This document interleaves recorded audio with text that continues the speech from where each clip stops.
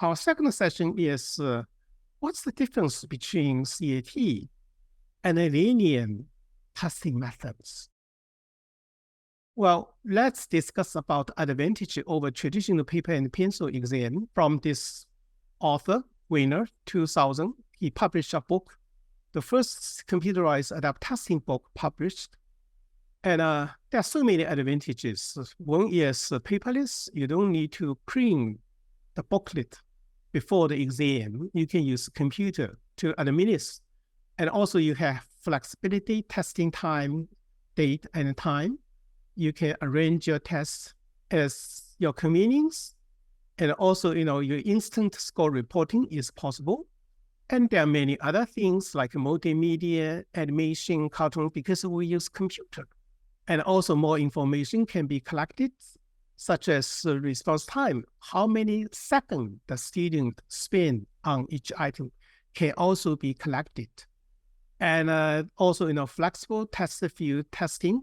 And this we'll discuss this in the future, something like, we have item bank, but we need to periodically retire some old item and adding new items. And then, computerized adaptive testing can be much more convenient for us to do this. Also, these can be considered advantages. Though published in 2000, they are still valid. Now, let's discuss, what's the disadvantage of CAT versus linear form. This is from, measurement proficiency perspective. The good thing is we can tailor to each individual's ability so that we can prevent from answer copying and can limit the number of too hard to easy items, and less likely that a student will become discouraged or bored because, student can always find the next item is very challenging, right? The good news is we can have a more accurate ability estimation for all students. If you design paper pencil test, you have 200 students in your class, that it's difficult to design the best test for everyone. You can only target students in the middle. And now we can make the best test for each student so that, more accurate ability estimates, not only for those smart, but also for those less able, for those in the middle.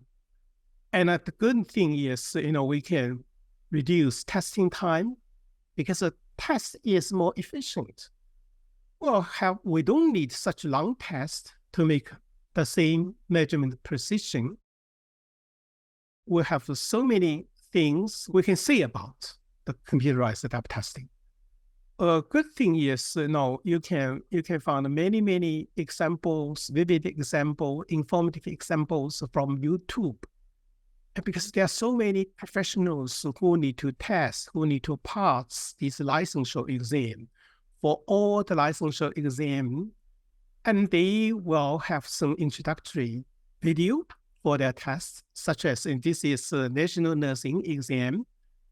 You just look at, you found YouTube, you click, and then you will see, something from. If you're taking the NCLEX, then you need to know about CAT, or computer adaptive testing.